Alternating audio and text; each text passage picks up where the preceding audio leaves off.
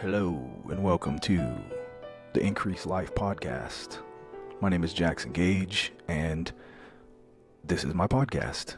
A place where you can come and get better just because you hung out with me and my friends for free.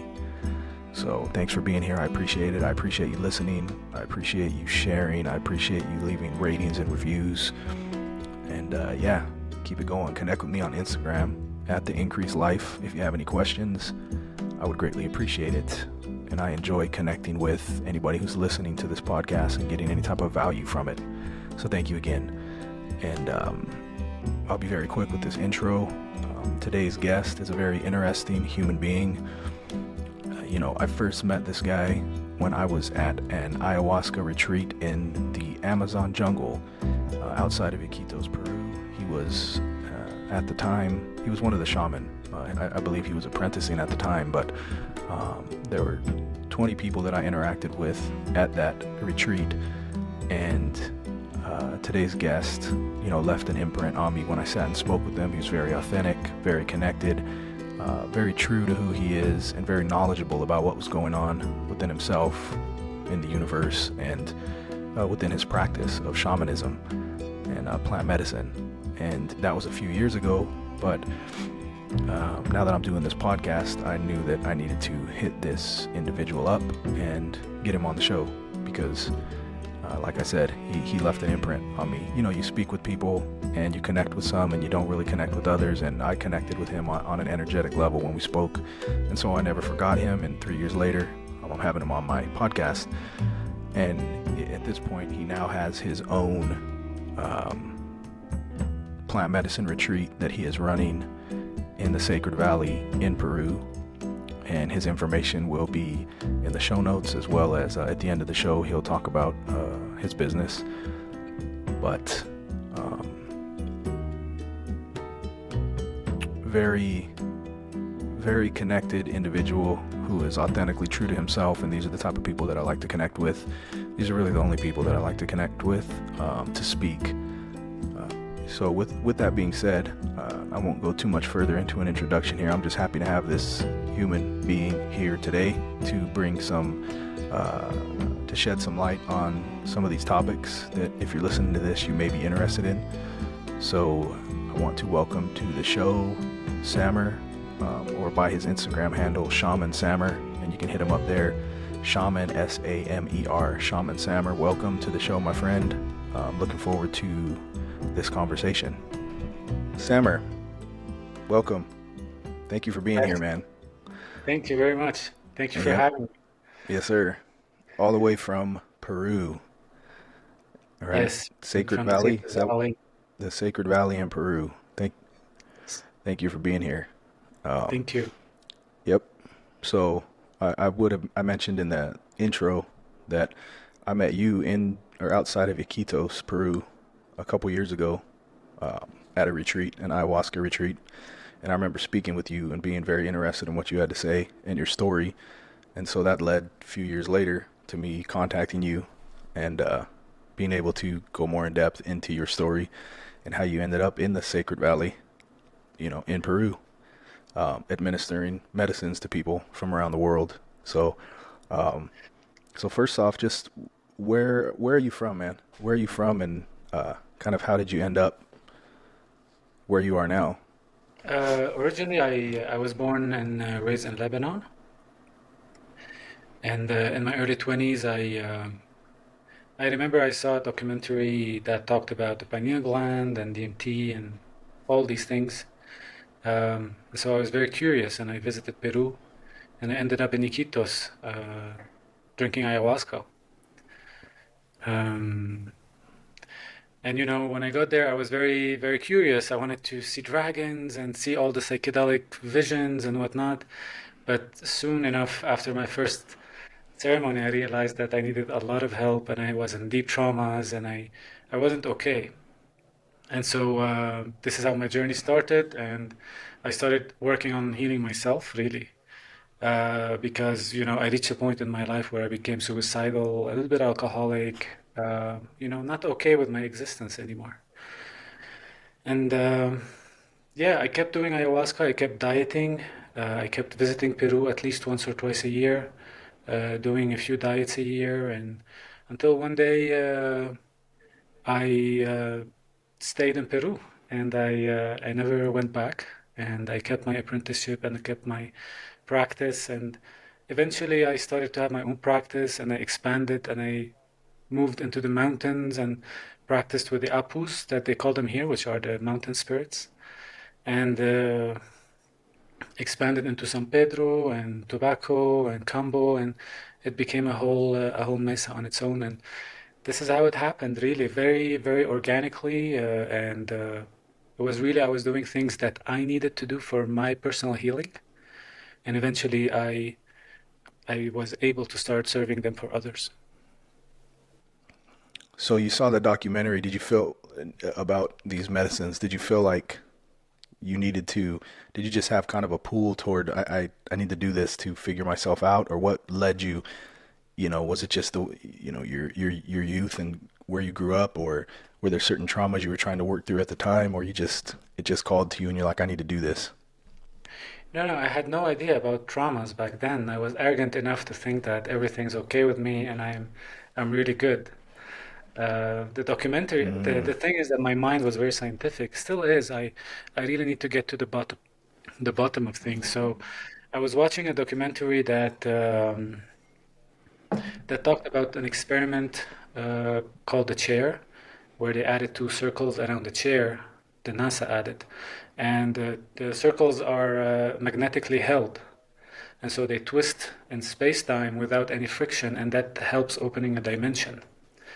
And according to the documentary, NASA was trying to do this to see if they can travel in space and time and all these things that are very quantum oriented. And at the end of the documentary, they said that that same technology exists in the body.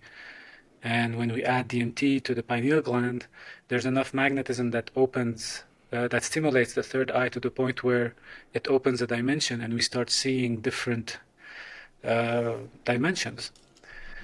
And so I was very curious. I was like, do you think I can see dragons? Do you think I could, travel in time like this experiment is doing? So for me, it was more of an exploration of what is this? Like my curiosity led me there more than anything else.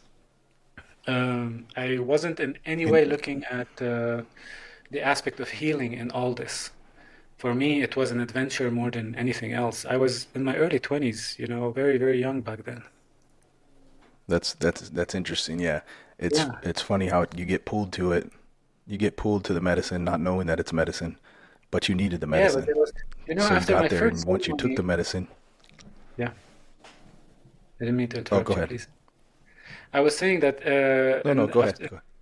after my first ceremony, I opened my eyes and I was like, oh, that's what I was looking for, or that's what I was, that's what was missing in my life all this time. And it felt like I was brought back to a place that I really know and I'm very familiar with. It didn't feel like it's something I just tried and now I can go on back to my life and continue life as normal. It felt like, oh, I just, found that thing that all my life I lived until I get to that point. So, um, and in that there was a very, very deep realization because I was able to see my system, see my mind, my psyche, and I realized that I needed a lot of help back then. Was your first was your first experience? Was it a very difficult one? I mean, I know that mine was. So, like, was it a difficult one? And then, what is your view on that as far as bad trips? Because a lot of the time, I feel like a bad trip is just the medicine working. You're just facing yourself. But I wanted to kind of get your view on that, and if it was Uh, bad for you, if it was a hard one the first time, Truthfully, because it Jackson, turned some people away.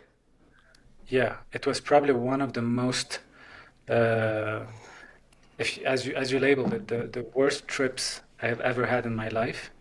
There was so much alcohol in my system. There was so much food that was not okay. I never took any drugs before that. Like I used to just smoke, had a couple, have some drinks, but never did anything psychedelic or psychoactive. And so when I drank the ayahuasca, I remember very well that the first 15, 20 minutes, I didn't feel anything. And after that, I started to see web-like visions. And I opened my eyes and the vision stayed. And I closed my eyes and I opened them again with the hope that everything will disappear. But it didn't disappear and it kept, getting clearer and clearer. And this is where my entire psyche freaked out. And I remember I went into a very, very deep vortex of terror and fear. And really, it was the fear that was inside of me more than anything else. But my first experience was very, very hard. And I remember very well that there was a point in the ceremony where I blacked out and I woke up towards the end of the ceremony. It took me about 2, 3 years Mm. to heal my trauma from my first ayahuasca ceremony, which was by the way, Yes. Okay. tangent, a tangent on this. It was a very good learning curve for me because now in my practice, I make sure this doesn't happen with people who are doing psychedelics for the first time. Because the trauma of the psychedelic Mm. experience is very deep and it takes a lot of time. It takes a lot of trust to reopen to it. So it is a thing, and I've seen it in many people, including myself. How do you? Because same with my first mushroom trip. At this point, I Right. realize you really have to have a good guide with you, or you should, if you're gonna go within, Absolutely. you should have a good guide. My first mushroom trip, I went up in the mountains by myself, very difficult. And Mhm. then my first, when I did ayahuasca in Peru, man, that was the hardest night of my life. And like you said, it's Yeah, taken a couple years just to there's two of us. past get past that. It was very difficult. So, how do you assist people in that process to where it isn't such a difficult experience? You're talking now in my practice Is it now? more of a preparation? Yeah, in your practice now, you said that you try Yes, to it's a help people so it's combination of not so difficult for them. exactly. So it's a combination of preparation, and we do a discovery call before any retreat or any experience, because sometimes people ask for private retreats and they come as a group. So we scan the person, we see what's going on, and I usually give them stuff to prepare in terms of food, practices, things to make sure they are ready. Also, so far, whenever it's a retreat where new people are coming, I always start with the San Pedro ceremony and finish with the San Pedro ceremony because the San Pedro doesn't stimulate the third eye center, it stimulates the heart. And so it's not as shocking on the system as ayahuasca, and it's not as scary. So it's like you're easing into it rather than having a train hitting you on the head uh, without knowing what's going on. Um, and then I work with the doses a lot. So when someone is new and I see that their energy is deeply crossed and, might shock, we work with small doses. We do cleanses, we do rapé, we do kambo. There are many things we do to prepare the person for an experience that is beneficial and, give them positive results. The medicine shows you what's inside of you. The medicine doesn't want to hurt you, doesn't want to scare you. It's not interested in any of these things. And so everything we're doing, we're really, uh, shedding light on the person uh, and showing them who they are and what are the things that they can work with and how to work with them during the experience. When people ask me about ayahuasca, I very rarely recommend it because, it's not something, it's not a joke. It can really change your life, but it can also be, it's a sword with it's a double-edged sword. So it can hurt someone and it can benefit them a lot. And I've seen people having really Yes. deep difficulties like, fibromyalgia or their psyche was not okay for many years, or they were not focused or centered anymore. A lot of people needed a lot of maintenance after ayahuasca to come back to being okay. I think, and you can tell me what you think about this, the that with ayahuasca, the set and setting is super powerful. I mean, it's super important. And like to me, we're a receptor. When we take the ayahuasca, we're some type of Mhm. receptor, and if we don't have this receptor clean and in a good place and centered, then the ayahuasca will will show you that you're not where you should be. You know, it'll show Mhm. you that maybe you're not eating how you should be eating. Maybe I remember when one of the things that happened was, I have some metal in my mouth, Mhm. and there were these little beings, these little floating beings, like almost like elves or something, that were flying around my head and like trying to pull out my metal. It was telling me like, this is poison, like get it out, get it out. I mean, it was intense, but it was a very clear message, like get the poison out of your mouth. So I think it kind of points to the things that you can fix, and if you can go into it as clean as possible, it'll make for a better experience. Mhm. You can kind of let me know what you think about that. Uh, I think the set and setting is super, super important. And when I say the set and setting, I also expand to say that the preparation, the place where you're doing your experience, and the practitioner that is serving you, whether it's a facilitator, whether it's a shaman, whether it's an energy worker, whatever you want to call it. Um, the medicine alone uh, does a lot of good work, but it needs to be uh, worked by the gatekeeper. And the gatekeeper is someone who works as a facilitator for the spirits and to help manage all the energies of the space with the intention of healing the persons and realigning their energies and bringing harmony to the space. The second thing is the set and setting. It's important to feel safe and know where you are, have some familiarity with the space. Um and the preparations, as you said, you cannot expect to have a good experience when your energy is completely distorted from food, for example. It just doesn't work. You will spend your night purging all the acidity and the distortion that came from the food you've been eating before coming to your ayahuasca experience. And distorted energy is distorted energy, whether it's food, whether it's someone who's doing something bad for you, whether it's you thinking negatively, whatever it is, it's a distorted energy. And so, preparation and a certain setting and knowing who you are drinking with are essential in any psychedelic journey. Okay. Yeah. What is when you mentioned you did a few diets, what type of diet are you talking about? The dieta. Uh, mhm. Oh, what my alarm. Go ahead.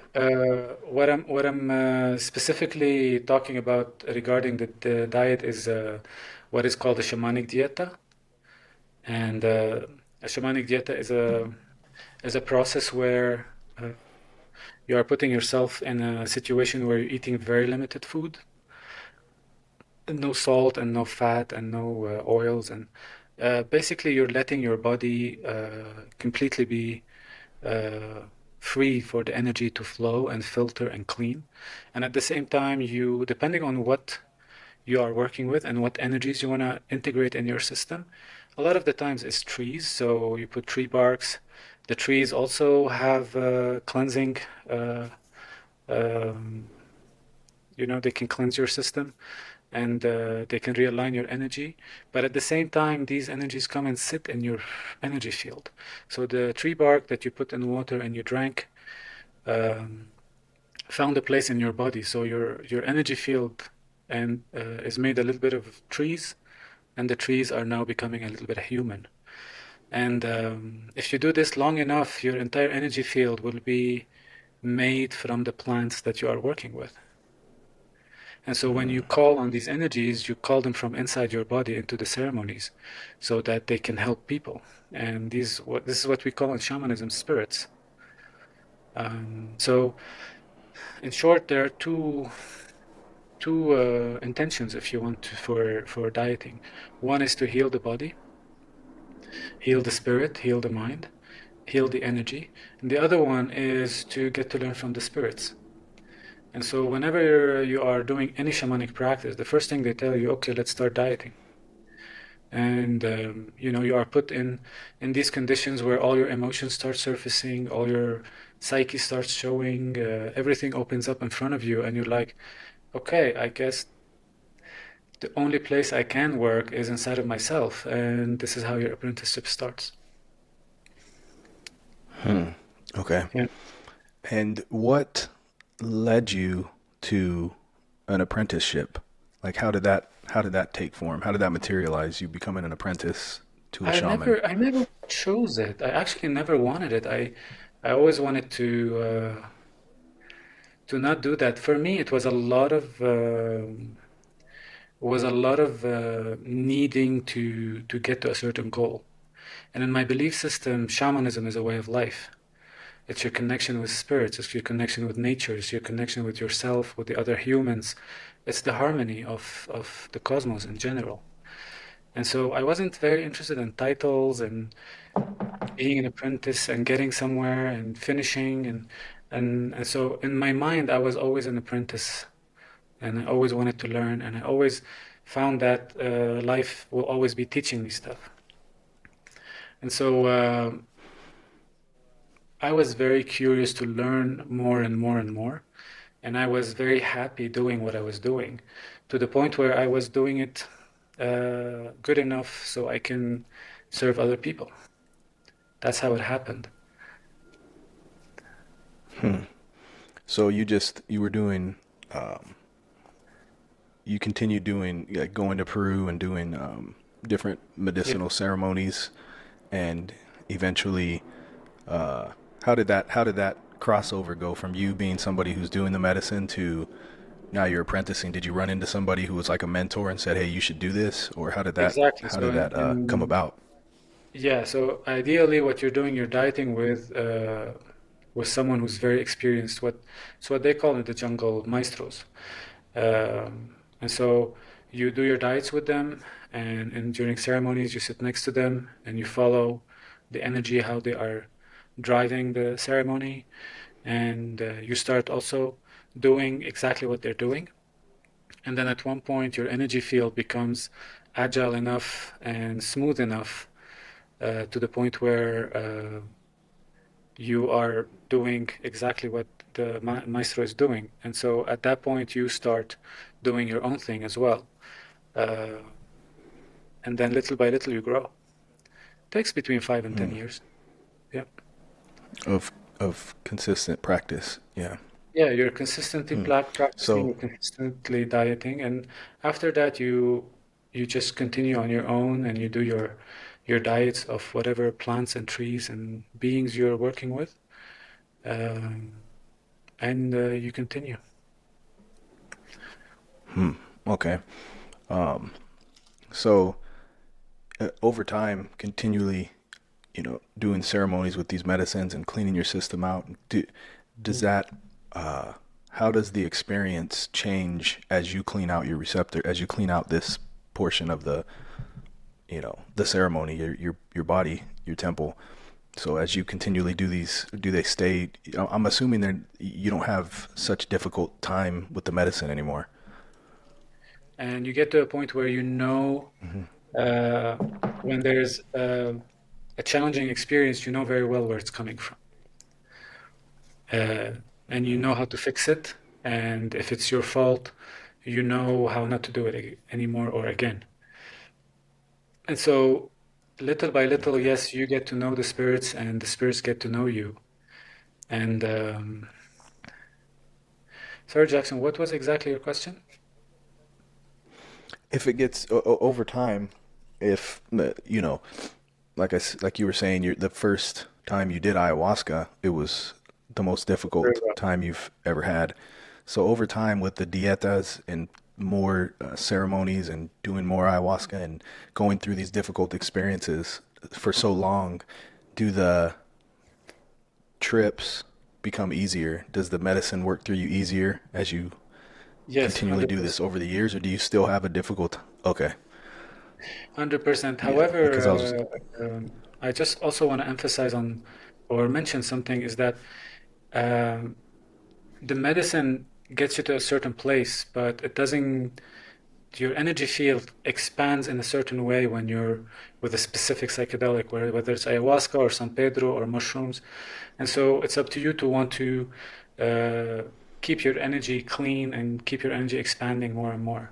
This is why there are other practices that I learned along the way, including food therapy and detox therapy and all these things that with these practices, my energy was opened even more and allowed me to experience very, very new experiences that I wasn't able to experience when I was in my traditional practice in the jungle.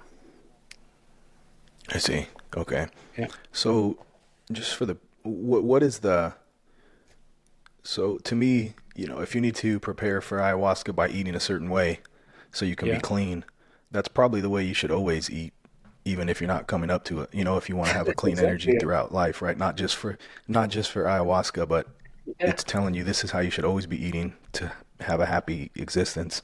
So, what is the recommended type of diet for somebody to prepare for ayahuasca, which is probably the same diet that should be carried through life The as far as recommended food? diet is as much as possible not to have things that cross your energy and create inflammation. And so you look at all alcohol, all sugars. Um, if you're eating natural oils, that's okay, like olive oil. Uh, but deep fried stuff, I wouldn't go there. Um, all types of drugs, street drugs and even cannabis, you would want to give that a break for at least a couple of weeks if you use it every day. Basically, you want to clean your system as much as possible. But also, we talk about diet, and diet is everything you ingest, and that could be also uh, ways of thinking and ways of feeling. So, if you're preparing for your journey with psychedelics, it's always advantageous, for 10, 15 days before, not to do aggressive things like, rave concerts and uh, things that are creating a lot of aggression or a lot of things that create inflammation in the system. Hmm. Okay. So the recommendation is stick to food, fruits, vegetables. It's okay to eat animal products as long as they are clean. So you can eat fish, chicken, uh, but I wouldn't recommend, for example, canned food because that would be very uncomfortable in a ceremony. Um, yeah, some centers stop even salt. I don't think that's important unless you are actually working in like it's what you do, and it's unless you're apprenticing or unless you're dieting. But if you just want to drink ayahuasca, some salt is okay. Okay. Now, there's one Yeah. thing I that I feel like I that's a always uh, uh, stress on because it can be dangerous. It is pills and pills that have to do with nervous system and the brain, depression pills and anxiety pills and these things. These I'll be very careful of. yes. I, Yeah, I agree. I agree. yeah, And I mean, personally, like I was saying, I think that diet, a diet like that, is as close as you can get to that diet is, regardless if you're going to an ayahuasca ceremony or not, that should be a diet yeah. that you try to stick to throughout life, just to live a In healthy, general, happy existence. when you're following a diet throughout life, it depends on where you want your energy to be and your consciousness to vibrate.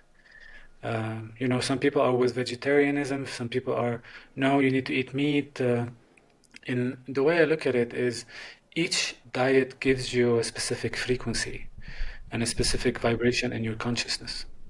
And so if you eat a lot of starches, you will be very, very heavy. If you drink a lot of alcohol, you'll be very distorted, you'll be very angry. Sugars, each one makes you behave in a certain way.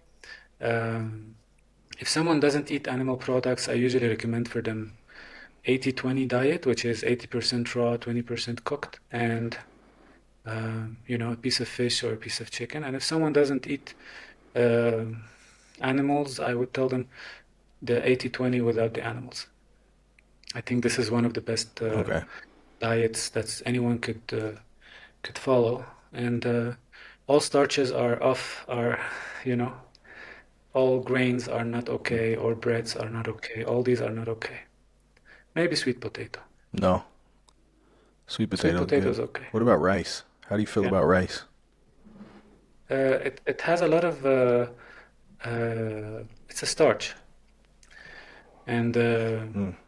starch is like glue. So If you powder rice and put some water on it, you will have glue. So imagine people eat rice and meat. It's like meat, and the glue is sticking on your colon, and after a few years, it starts making you sick.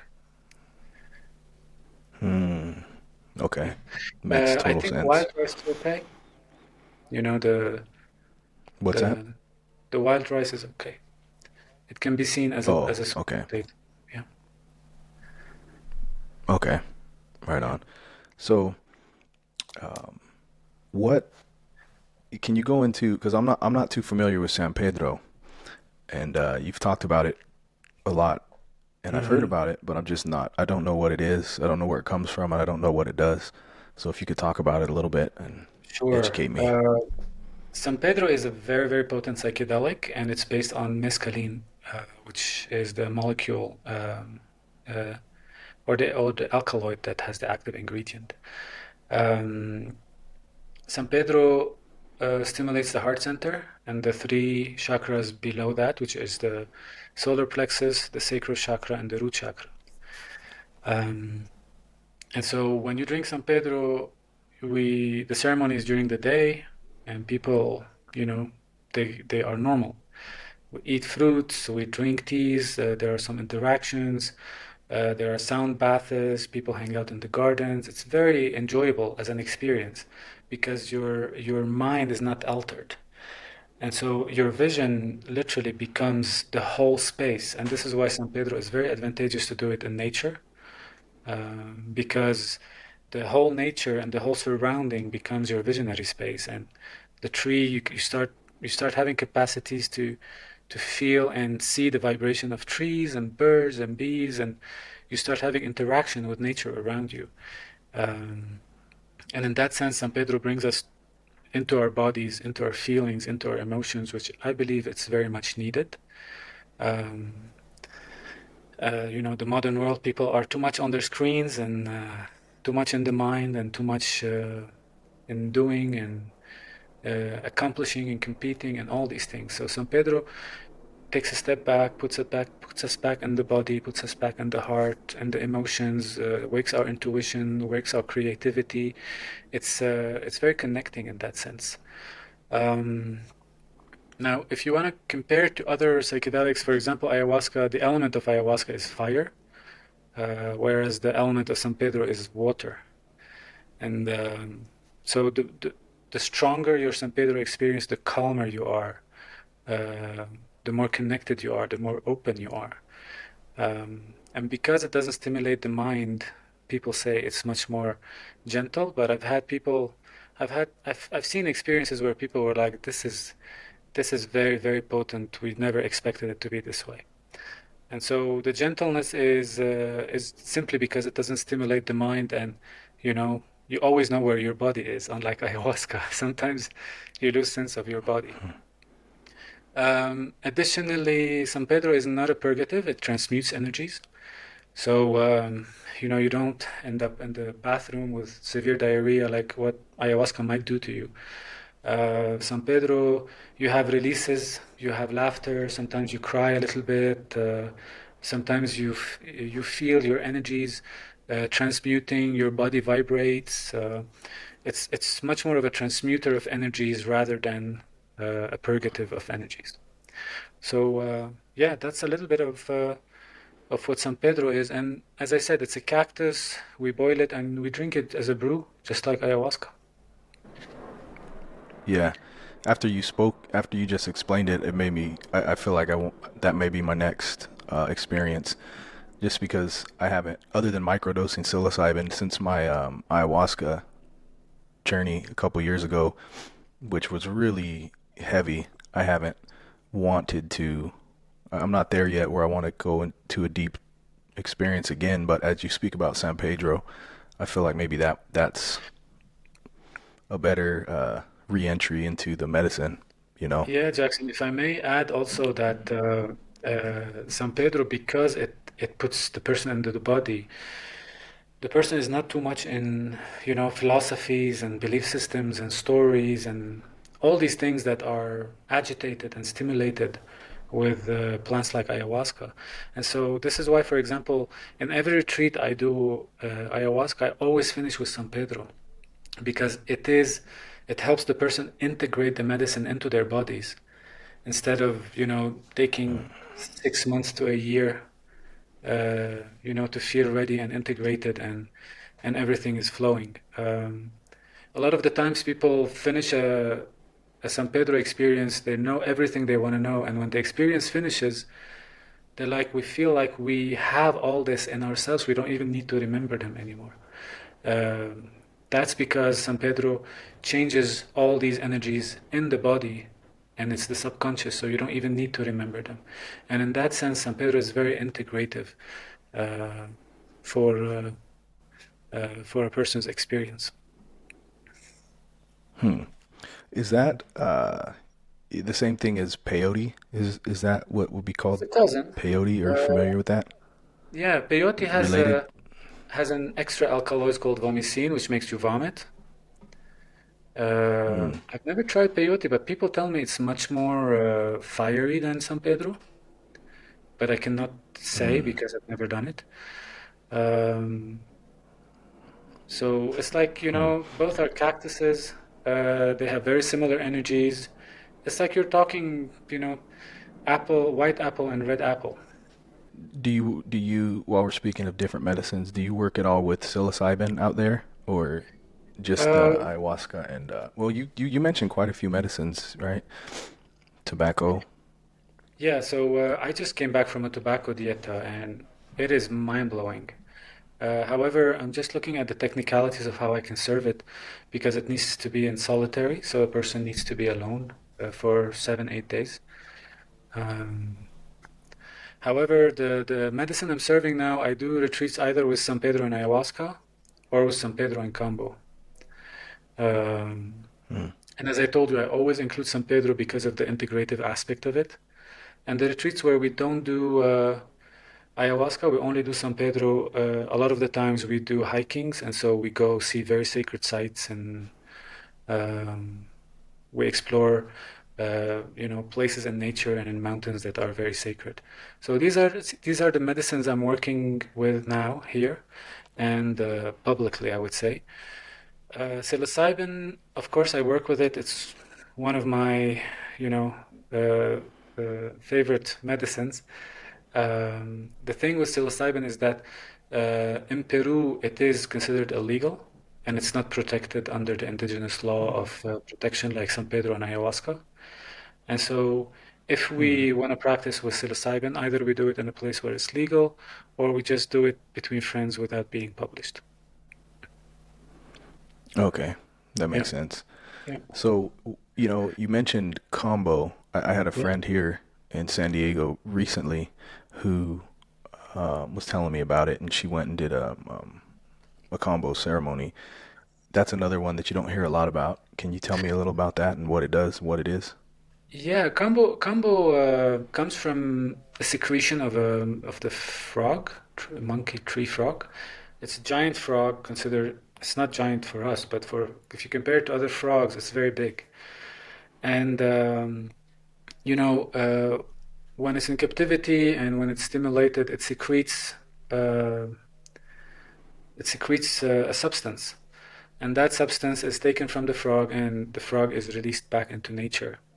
Um, And so when you want to apply it, you need to make a very peripheral burn so that, because the skin has probably 7 layers, and you do a very light burn so that you can get to the third layer, I think, and that gives you access to the lymphatic system. And you put the secretion of the frog, and and your whole lymphatic system is on fire, and you start purging and purging and purging, and it's like you have a very, very extreme detox in like 15 minutes.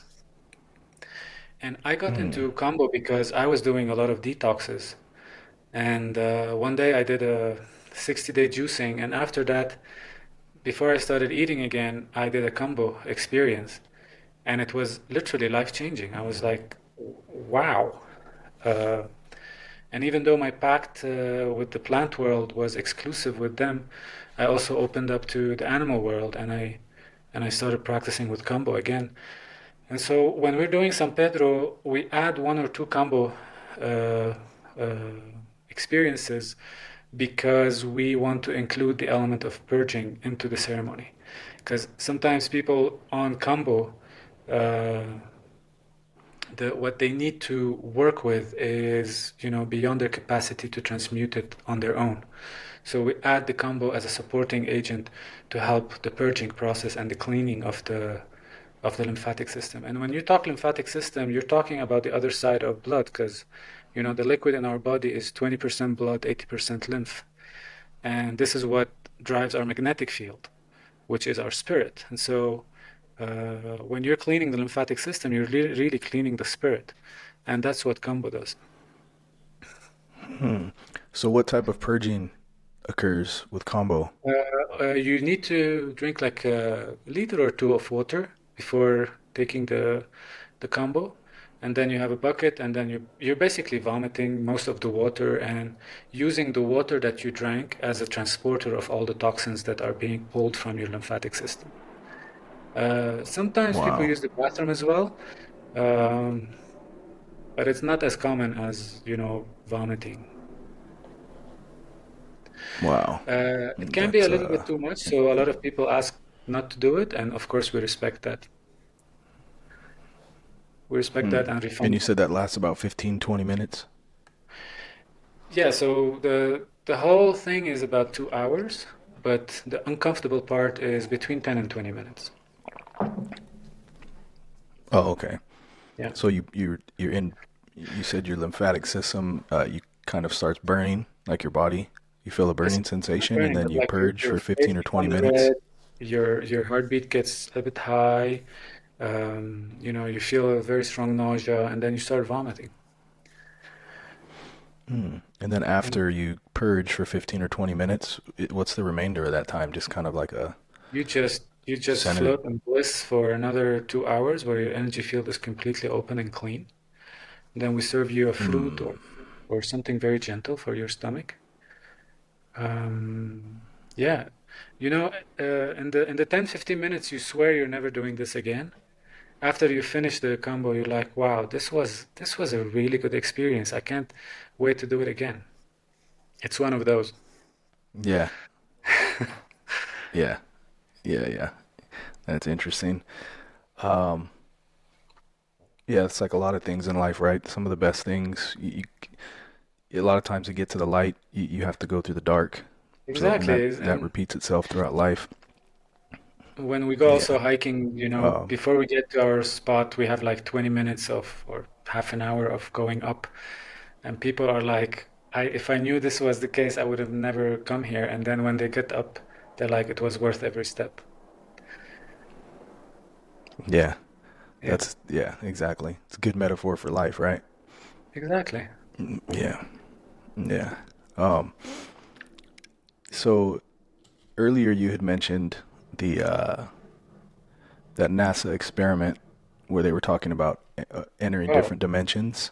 I don't know. It was just a So, document. yes, through your experience, do you feel like when you drink ayahuasca, do you feel like you are seeing another dimension, or what do you feel like that experience is? What do you interpret that experience as? The visions that you're seeing? Because some people say, oh, it's just in your mind. Some people say this is a whole other dimension. You know, It's a very interesting so question, what do you, Jack. you've done it quite a bit. Yeah. So, the universe is very, very agile, and we are literally swimming in a soup of energies, and each one has a frequency, and according to the frequency, it has a sound and a color and a shape. And so the what we call reality around us is really a shape of sound, of energy that we are hanging out in. Um, Now, our body reads that according to a specific frequency. It's like our body has a radio tuner, and then you tune it to the reality that we are in here. When you take San Pedro, when you take ayahuasca, when you take mushrooms, you are actually tuning it according to the frequency of the plant. And so suddenly it's your energy and the energy of the plant blend together. So there's a whole different being that is going through that experience. And when that frequency is different, it is a different dimension because dimensions are frequencies. When we are in a psychedelic journey and we are seeing different beings, these are parts of consciousness that we have access to seeing while we are on that specific frequency. Some of them we can still see in our imagination or in our dreams after the journey finishes with the psychedelics. And some of them we experience only in the journey of ayahuasca or San Pedro or mushrooms. So the concept of this is only in your mind is a really limiting concept as far as I know. Especially that reality exists and we think it is outside of us, but really it's an extension of our mind. And so we are looking inside our mind. It's what we call reality. And we have the concept that my body and what's outside of my body are separated. But in fact, it's really all the same thing. And so the experience of life is dual, but really we're looking in one consciousness. And when we take the psychedelics, we are in that same consciousness, but we are just coding it with a different frequency, which is a different dimension. And that dimension is specifically the dimension of the plant. So every time you drink ayahuasca, drank thousands of times of ayahuasca and thousands of times San Pedro. Every time in that dimensions, there are beings that you will see every time you go there. That's because these beings live in these dimensions. And so, is it in your mind? Maybe you can say that it's in your mind because reality is in your mind as well. But your mind is not in your brain, it's the space that you are in. It's the whole space. Hmm. Yeah. Yeah, that's deep, man. That's Well, deep. So this is that's all.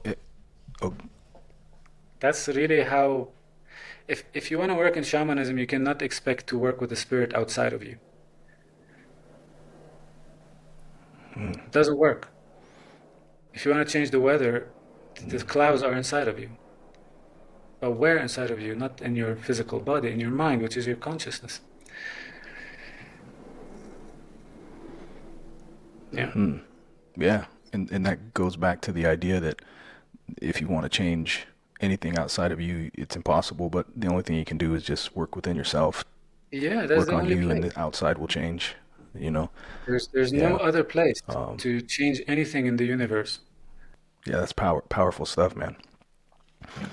So all of this is going on with it's all consciousness, right? So as humans, we tend to, the average human tends to believe that if we can't see it with our own perception, that it can't be real.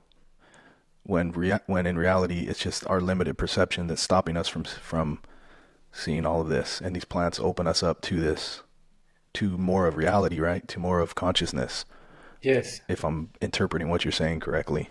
Yes, and this is what plants teach us. They teach us to be open to seeing without needing to ingest them.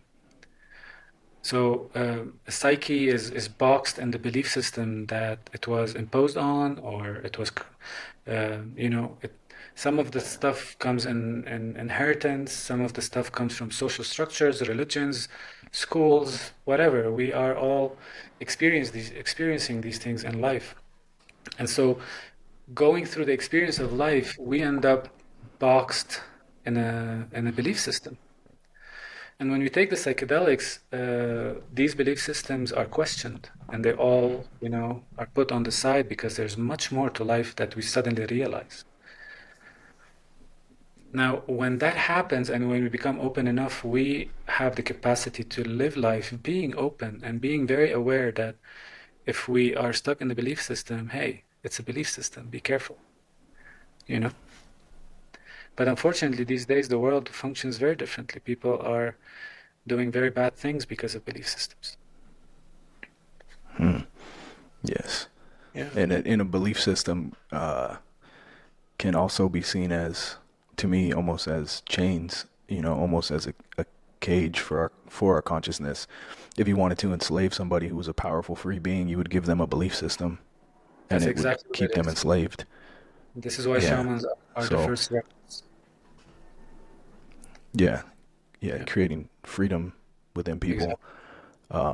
I mean, because at some point, most humans, I mean, all indigenous cultures utilize plant medicine throughout history. At some point, somebody came in and took that and said, "No, you're going to believe Yeah, this. Here's your belief system. No more of that. No more plant medicine. No more exploring your consciousness. No more connection with God. This is what God is. This is the books that you're going to read." And yeah. that's And almost to then we me, have that's the world, almost like a form of what's that? and then we have the world we live in. Exactly, exactly. Yeah, Yeah, yeah. But it's still it's amazing how there's such a resurgence in. I mean, it seems like consciousness is rising again amongst humans on a larger scale as we move along. So, I mean, it's always evolving for the good, I believe. I don't know what you think about that, but I think that I do think that I don't know. I just believe that my belief is that the universe is always moving toward the good. Everything is always evolving for the better.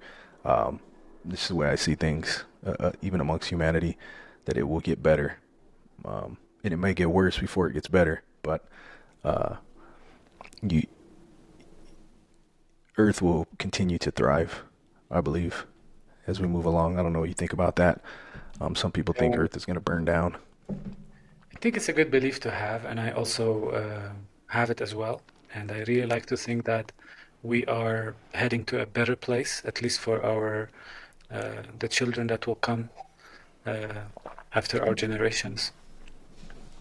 Um, I also think that it's a matter of how we look at it, and if enough of our species decide that they don't want to fight anymore, it's not about the good fight or the bad fight. It's about not fighting anymore. It's about taking a step back and being in peace. And instead of fighting for the good, how about we sit in peace? And if enough people sit in peace, eventually there's no fight, whether for the good or the bad. A lot of people would argue differently. Of course, I would argue differently as well. A lot of people come to me, they need help, and I need to do something for them. And I'm doing my part of the fight, and I believe that it's the good fight. But as a philosophy, I think uh, at one point enough people will have peace and will only do peace. And at that point, they will be tipping of the whole scale, and our species will find peace, and we will start to mature as a species more and more. I think as a species, we are still very, very young. We are like probably 3, 4 year old toddlers. Um, but hopefully, with the help of the plants and the spirits and the intention, things will change. I do believe that, or at least I know, that the nature of the universe is harmony in its core essence. It's harmony, it's flow. And so at the end of the day, it needs to go back to harmony. So we can look at what's going on with us as a species as a big learning curve where everyone is learning something and taking it back into consciousness. And eventually we are all teaching, all of us, uh, something for our evolution and something good that will serve us into the future. Yes, yes, yes. And I think it goes back to what we were talking about when when enough people realize that you know the only way that their world will that anything changes for them is the change within yourself. That's the Yeah, only way. There's so much ego that we've, like you're saying, there's war and this country fighting this country and everybody trying to dominate and control to change the world to their preference. but they're missing the fact that the way they change the world to their preference is change themselves, you know. And when enough people realize that, the tide Yeah. changes, you know.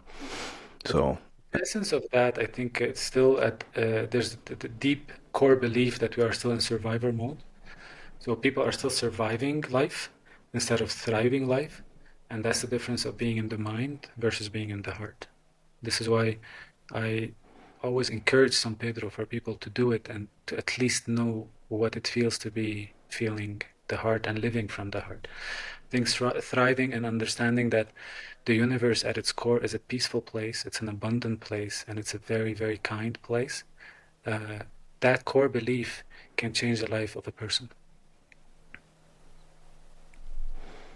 100%. Yep. Yeah. Um, so I did have a question that I wanted to, another medicine that I wanted to ask you about. Yeah. Have you had any experience with just the straight DMT, 5-MeO DMT from uh, I think it's the Bufo alvarius, the desert frog, the, um, just the straight DMT? Or what are your thoughts on that, or any experience with that? Because I've been hearing more and more about that lately too. Yes, it's becoming more and more mainstream. I personally have never tried it, um, simply because it never showed up in my space, and because of that, I believe that probably I'm not ready to do it yet. I do work with a plant called Wilca. Wilca is a seed that contains DMT, 5-MeO DMT, and bufotein. And sometimes during San Pedro experiences, we apply it, and you apply it like rapé, which is a powder in the nose. And it opens the space for, a very visionary space inside the San Pedro. And it's a very, very powerful experience. But doing the Bufo and the 5-MeO DMT, I've still never tried them. But I'm Hmm. always open to working with new medicines and exploring. I see all of it as growth. Yeah, 100%. The amazing thing about these medicines is, like you said, it hasn't come across your path yet, but they will come into your life when you need them. You just have to see that they're there, you know. That's what I believe. Any medicine I've used, it's come to me. You know, I didn't go searching for it. It was just there. It's like, okay, now it's time for me to try these mushrooms. You know, now it's time to go do ayahuasca. Um, Mhm. yeah. So that's pretty cool how that unfolds in a person's Yeah, life, you know. A lot of people are scared. What I've seen too is a lot of people will not take, even though it's showing up in their life, they won't do it because they have a fear of facing themselves. They don't, I hear people say that. I don't want to, I'd rather just go along with my life. I don't want to see the things that I'm hiding, you know, that are hiding deep down in me. I don't want to see my traumas. I don't want to face myself. And that's a fear that people have. I don't know if you, I'm sure you run into that, of um, course. with people. I believe that this is a Um, choice, and I believe that people who don't want to change and heal, it's a choice they make. And then they get sick. Physically, they get sick. And that is also a decision they make. Uh, from my experience so far, um, you know, things that are considered very mysterious diseases, for me, they are choices because they come from psychosomatic origins, including cancers and all of these things. So people like that need their time. People like that are still not ready, and that is okay. We cannot just expect everyone to jump on the ship and say, I'm ready now, let's all do it. Everyone has their own time, everyone has their own pace. And, some people call me and they do a detox for a year before they are ready to do any type of psychedelics with me. And some people, they tell me, I'll visit you in 2, 3 years when I'm ready. And all these are okay. I don't think there's anything wrong with that. You cannot force healing, and um, you know, the trauma inside of us is very scary.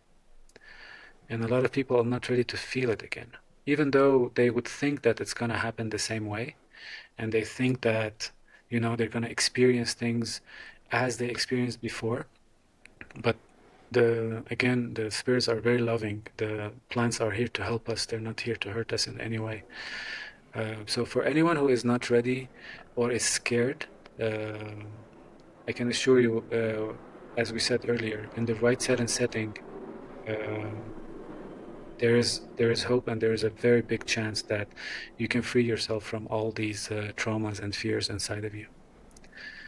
So for anyone who feels that they're not ready, I tell them find the right people, and maybe your feeling will change. Okay, so another question that I wanted to ask you about, another medicine that I wanted to ask you about that's, very popular here in the United States, especially in Southern California and San Diego where I am, and all over the world really is cannabis. And since I was young, I've seen since the first time that I smoked some really powerful cannabis, to me I saw it as a spiritual medicine, and that's what I've utilized it for over the years. Um, and it's not talked about as much in that light. It's talked about as far as a medicinal plant that can help you with your, if you're, help you with your body pains or help you if you need to eat more, but it's not talked about as much as a spiritual medicine. So, what are your thoughts on cannabis? And is it legal there in Peru? In Peru, it's still not legal. I think they just talked about legalizing it for medicinal purposes, but I'm not sure about the legalities here. Um, However, I personally see cannabis as a very, very potent medicine. It's actually one of, the most potent medicines I've been using. As you said, body pains, cancers, um, uh, untangling very rigid distortions in the body. It's very, very efficient in that way. And as a medicine for journeying as well, I think it's very, very potent. I mean, if you eat cannabis, from my experience, it's a very different experience from when you smoke it, and when you eat it, it's metabolized differently in the body, and it can be used for extended periods of time in ceremony. Um, However, cannabis, we need to always, give a heads up that about the fact that it's a plant that has a lot of oil, and so if we use it for a lot, it can start, making the person very slippery in his energy field and his mental mind and his psyche or her psyche. Um, and the person, starts to forget, starts to become lazy, starts to go on the shadow side of the plant. Uh, or the person's expression using that plant. So I think cannabis is wonderful, and it can be used very much so as a shamanic plant and as a healing plant. But a person just need to be very straight in how they are using it. Otherwise, they will just slip into the habit of consuming it, and suddenly it becomes a drug. Yes, 100%. And yeah, I see that. You see that a lot. People just using it kind of to escape, using it right every day, Exactly. just staying high all the time to escape their life, which doesn't help Yeah. much, in the big scheme of things if you're just escaping. Yeah. So, um, but yeah, I'm a big proponent. So, uh, as far as well, you know what? There's one last question here. I won't go further into cannabis, but there's another question that I ask majority of my guests, especially people who are involved in psychedelics, because they've experienced different consciousness than somebody who hasn't ever used psychedelics. So, and the question is, what is your view on God? What is God to you at this point in your life? It's a very, very interesting question. The, the answer to that question can come from many, many different perspectives.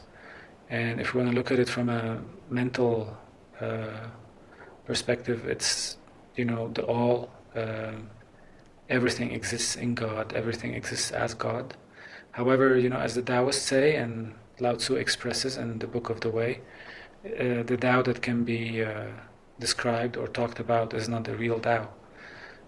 So we cannot, in our mental mind, we cannot contain God, but we can talk about a principle or a perspective of what it is. And for me, it's just the the the entirety of the universe, whether we know it or not. The known and the unknown. That's what I meant to say. Um, but definitely, God is not up there on a cloud judging people. If we look at it from our from perspective of a human experience, when a person can code space-time and change reality according to what they are coding and manifesting and invoking, um, there's an aspect in all humans that is godlike. And we have capacities in creation that are godlike, but we are definitely not God as individual beings, but we are a wave in the ocean, uh, expressing as humans. Okay. I love it. I love it. I Um, think it's a big question. It might take a whole session. yeah, we could do a whole episode talking about that as Exactly. well. So, um, but thank you for your answer. Thank Um, you.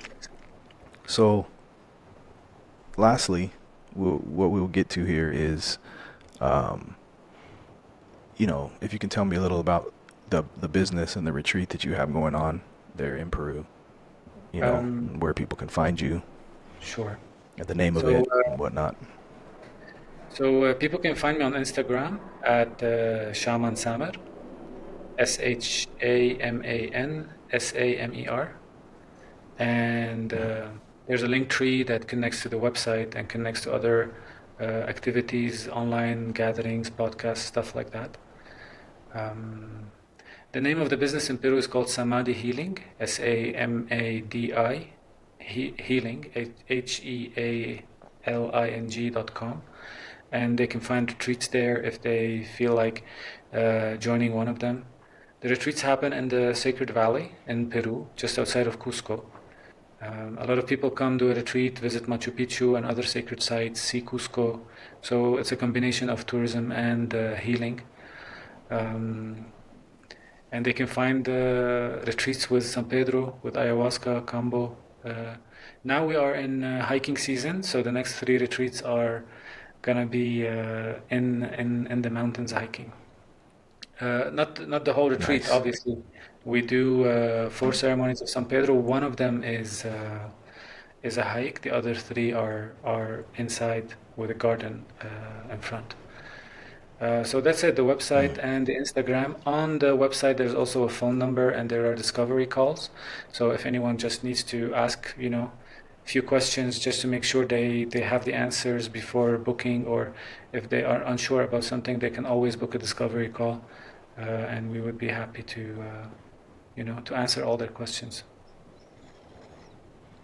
Okay. Sounds good. Yeah. So, on Instagram at Shaman Samer, and the website is samadhihealing.com. Yep.